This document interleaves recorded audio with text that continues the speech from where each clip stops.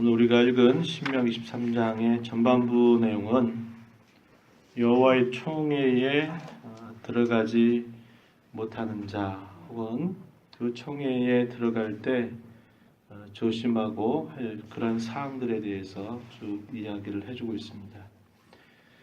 총회에 들어갈 수 없다라는 말은 그들이 하나님 앞에 제사하는 일에 함께 참여할 수 없다, 이제 그런 뜻도 되는 의미이기 때문에 대단히 중요한 사항이 되는 겁니다.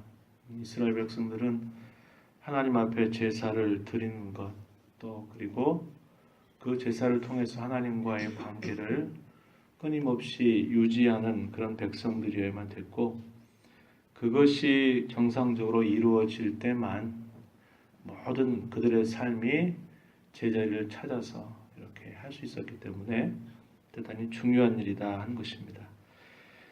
자, 오늘 본문 초대에 보면 고안이 상한 자나 음경이 잘린 자가 여호와의 총회에 들어가지 못한다 이렇게 말할 때 나면서부터 선천적인 장애를 갖고 있는 경우라 할지라도 그렇습니까? 이런 생각이 우리가 들 수 있겠는데, 이런 부분들은 당시 그 고대 근동 사회에 이 가나안 종교의 그런 영향들을 아마 염두에 두시면서 하나님께서 하시는 말씀이라 이렇게 이해할 수 있겠습니다.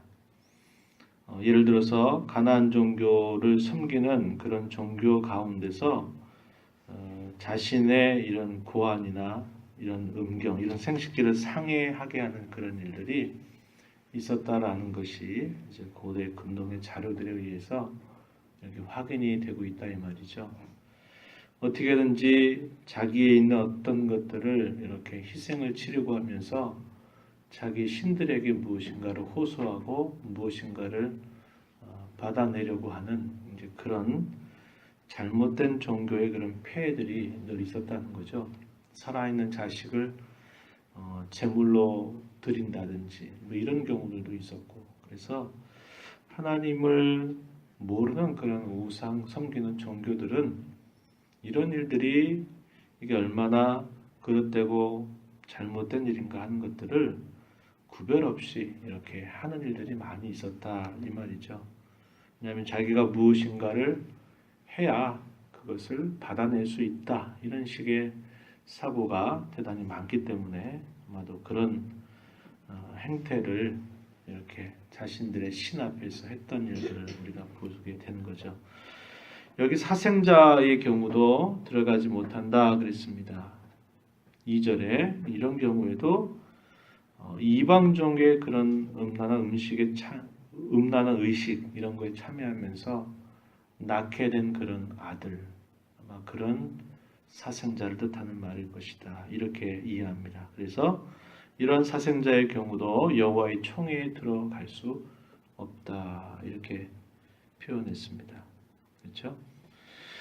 그리고 이제 이스라엘에게 있어서는 그들이 가나안 땅에 쭉 들어오는 과정에서 암몬 사람이나 모압 사람들 이들에게 우리가 아무런 폐해를 끼치지 않고 우리가 지나가겠다, 들어가는 것에 관해서는 우리가 그 대가를 치르고서 그렇게 하겠다라고 하면서 정식적으로 이들에게 정식적으로 우리가 이 땅을 좀 통과하게 해달라고 이렇게 요청을 하지만 이들이 어떻게 합니까? 전쟁 치를 준비해가지고 이스라엘 백성들로 하여금 그 길을 통과하지 못하게 하는 일들을 하게 됐죠. 그래서 결국 하나님은 그러나 이들과 더불어 싸우지 말고 그들의 반대를 그대로 생각하면서 오히려 내려가서 우회하는 길로 이 요단 동편 땅을 이렇게 들어오도록 하나님께서 하셨던 것을 우리가 역사적인 기록을 통해서 확인하게 됩니다. 그러나 하나님은 잊지 아니하시는 거죠. 그들과 다투고 싸우지 말아라 그렇게 말씀하시지만 이들을 향해서 여호와의 총회에 들어올 수 있는 자격이 제외됨을 말해주고 있습니다. 3절 암몬 사람 모압 사람은 여호와의 총회에 들어오지 못하리니 그들에게 속한 자는 10대뿐 아니라 영원히 여호와의 총회에 들어오지 못하리라.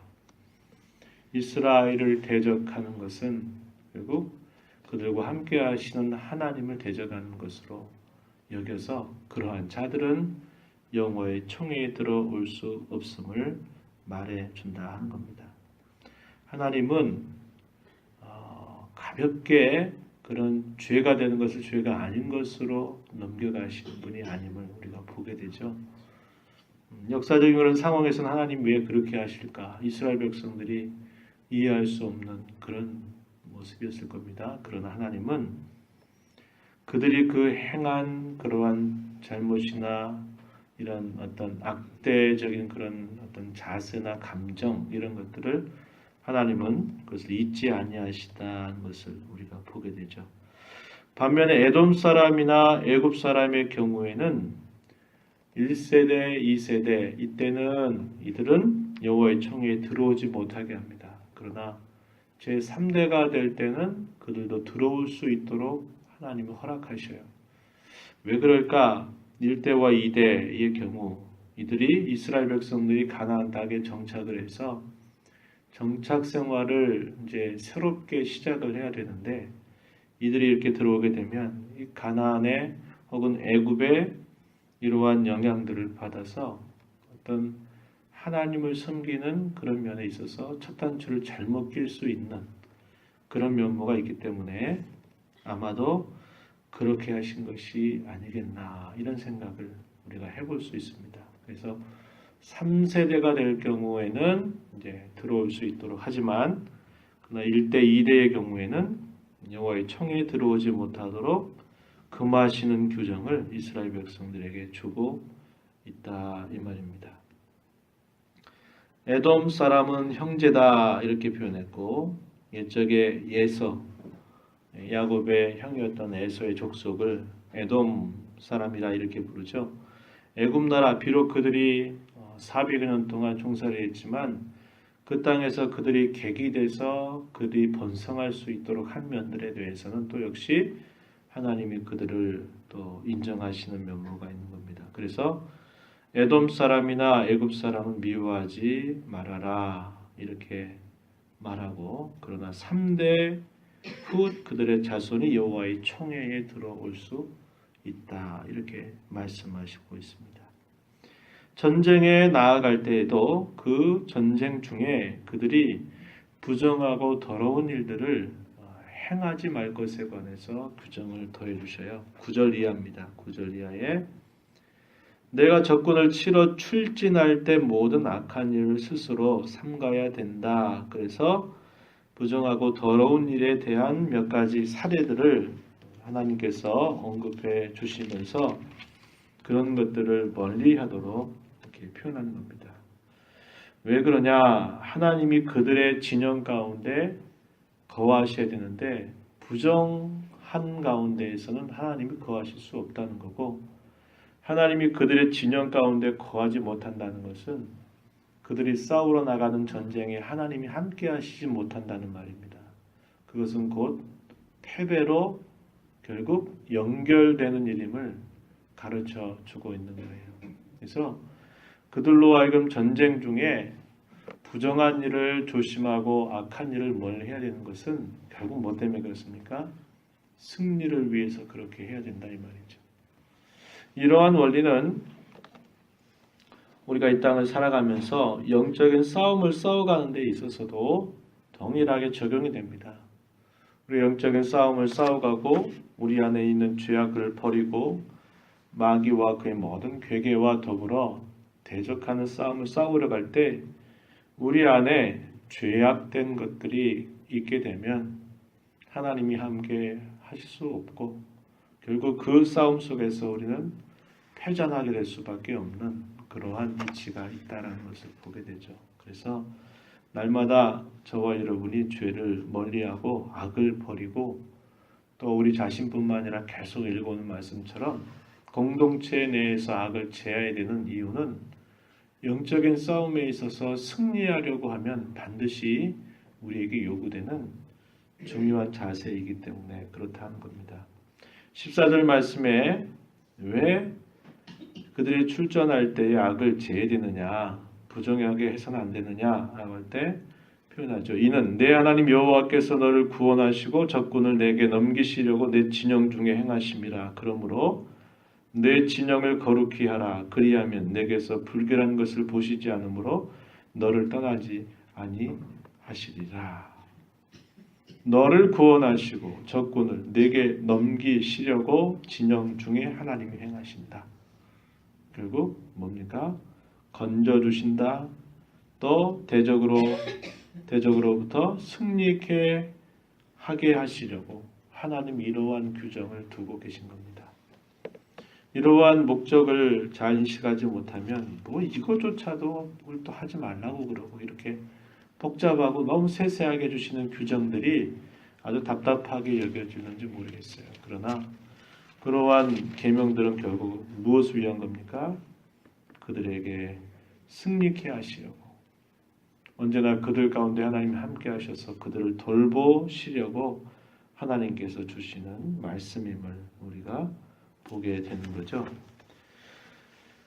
계속적으로 주는 이런 기타 여러 규정들을 보게 되면 형제에게 구워줄 때는 어떤 식으로든 이자를 받지 말아라 이렇게 표현합니다. 그것은 어려움 가운데 처해져 있는 형제에 대한 그런 마땅한 배려의 자세이어야 함을 가르쳐 줘요.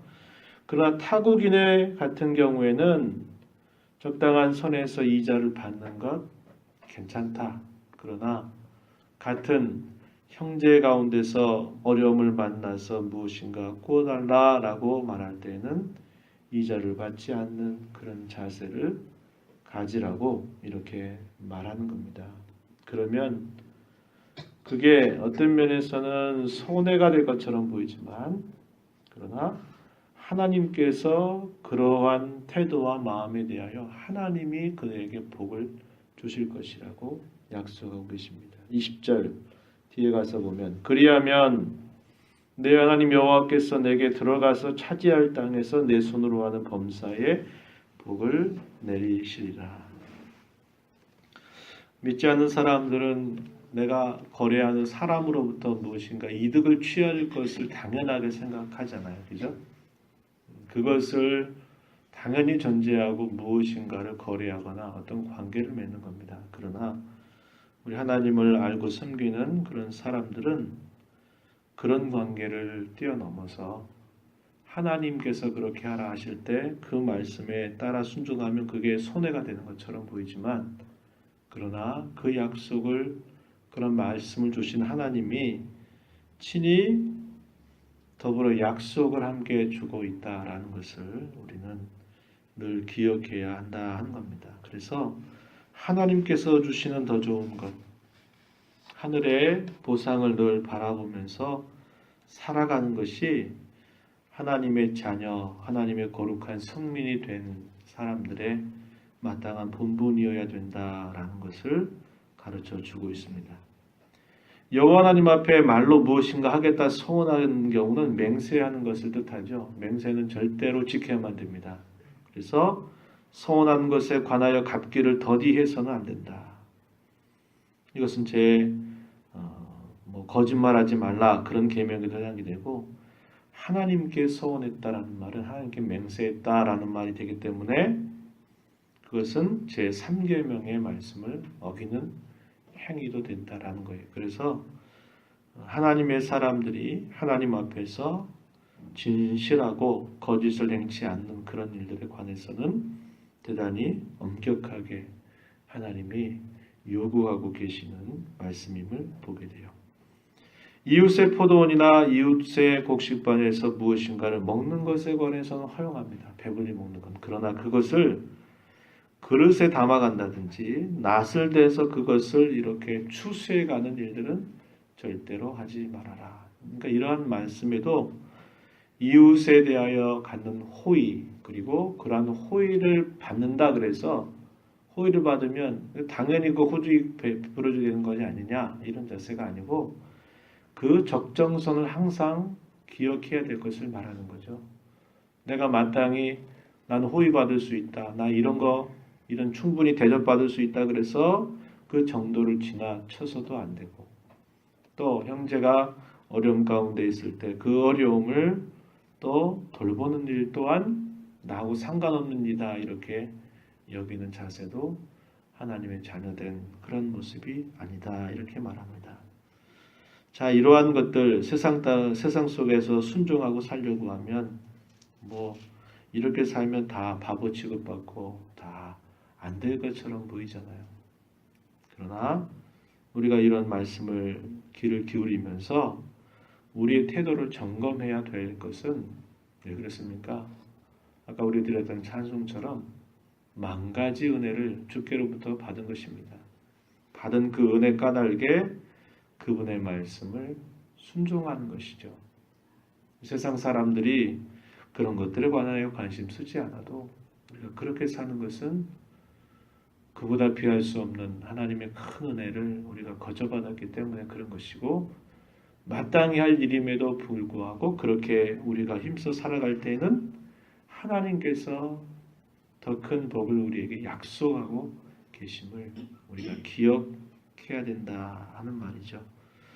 그래서 항상 받은 은혜를 우리가 기억하고 그 받은 은혜에 대한 그런 감사의 마음을 갖고 이웃을 향해서 다른 사람을 향해서 항상 관용하고 너그럽고 넉넉하게 대할 줄 알고 누누 이야기하지만 주에 관해서는 아주 엄정하고 엄격한 태도를 취하는 자세를 가지고 살아라. 이렇게 하나님의 백성인 우리 모두에게 오늘도 우리에게 요구하고 계시는 뜻임을 발견하게 됩니다. 이 하루 살아가면서 이러한 말씀을 마음에 기억하고 세상 가운데 구별된 주의 백성으로 살아가는 우리 모두가 되기를 진심으로 축복합니다. 전도와 선교를 위해서 기도해 주시기 바랍니다. 선교사님들, 선교사의 자녀들 위해서 기도해 주시고 우리가 전도대 상자들로 품고 있는 이들 위해서 우리 가운데 있는 병약자들을 위해서 기도해 주시기를 바랍니다. 하나님 아버지 감사드립니다. 이 새벽 시간에도 저희들을 사랑하셔서 또 주 앞에 함께 교회를 이루어서 하나님께 찬송하고 말씀 읽고 교훈 나누며 기도하는 귀한 시간을 통해 이 하루를 또 주님과 더불어 시작할 수 있게 해주셔서 감사드립니다.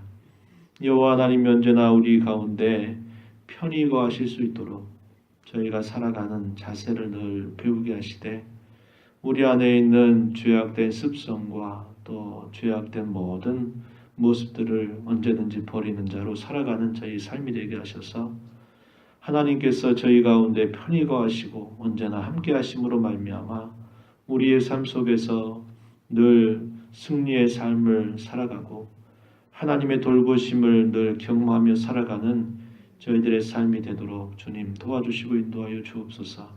세상의 많은 사람들 가운데 하나님의 총에 예속해서 하나님께 예배하고 또 하나님을 부르며 하나님을 섬길 수 있게 하신 것 놀라운 하나님의 기적 같은 은혜임을 기억하고 하나님께서 우리에게 요구하시는 말씀 우리의 행복을 위해서 우리의 유익을 위해서 하시는 말씀인 줄 알고 오늘도 주신 말씀에 따라 우리의 양심을 주장하시고 우리 안에 주의 말씀을 보내셔서 이끌어 가시는 성령의 인도하심 따라 살아가는 저희 모두가 되게 하여 주시옵소서.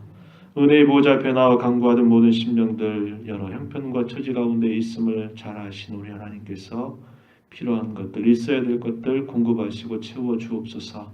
함께 하시기를 원하옵고 예수님 귀하신 이름으로 기도하옵나이다. 아멘.